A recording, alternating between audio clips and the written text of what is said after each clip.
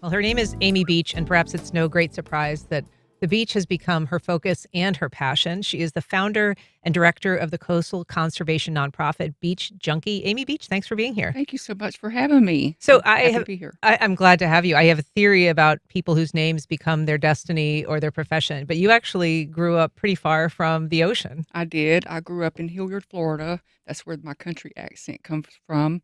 But yeah, I do love the beach now. It wasn't my dream or goal to end up at the beach, but here I am. Yeah, and so you began just kind of walking the beach, enjoying the beach. When did it become a priority for you to start focusing on cleaning up the beach and helping educate others about the need to help marine life and the coastal environment? Well, it started out with just me going to the beach early in the morning to enjoy the sunrise, and then I did start noticing tracks on the beach, and I became Sea more turtle tracks. right.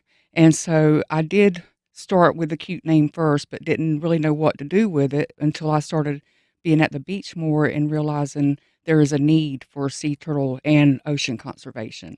And one of the projects, I mean, you've done so much up there since you started Beach Junkie, but one of the things that I think is really cool because I know that people feel the need sometimes to pick up trash when they're at the beach, but sometimes they don't plan ahead. So they don't have a garbage bag. But you've actually got this one display that has these great large baskets with a handle that people can pick up as they walk to the beach and then bring back when they come back.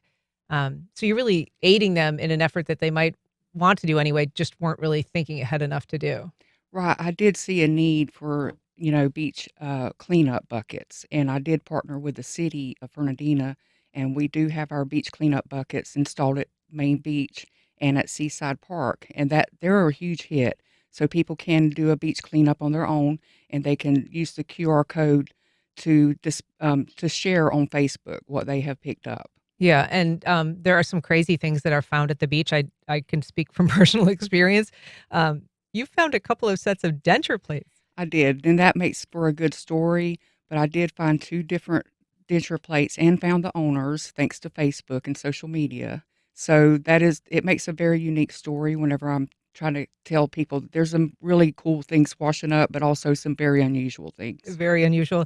And some of that you have used and your, allies there have used to create artwork to sort of emphasize what is being found at the beach, but also to remind people how to clean up. Can you tell us a little bit about the turtle, artwork that is there? Yes, we call it our washed up project where we take marine debris and we kind of use it to create a unique art piece to display at the beach just to raise awareness.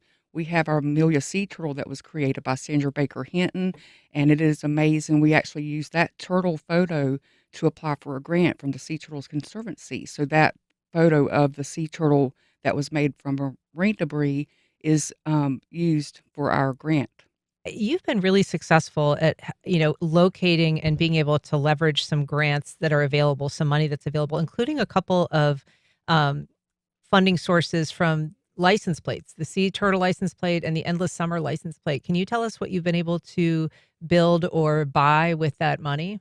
Well, what's really cool about what I do is I do offer ocean conservation and also sea turtle conservation. So I applied for a grant from the Sea Turtle Conservancy, the specialty license plate, and we were able to get some sea turtle education signs installed at 50 beach accesses in the city of Fernandina. And that was a huge process for me to apply for such a huge grant. They give that funding to a lot of big hospitals and research nonprofits, and I was thrilled that they were able to help me get the grant and get those signs because we needed it in Fernandina. And also, I applied for a grant from the Surf and Evolution license plate, the Endless Summer, and received funding for our transit van. We have a van now to be able to transport our tools and stuff to beach cleanups and do more cleanups for the community, but also hopefully in the future to be able to help work with FWC and be able to transport turtles that are washed up that needs to be uh, taken to rescue or rehab.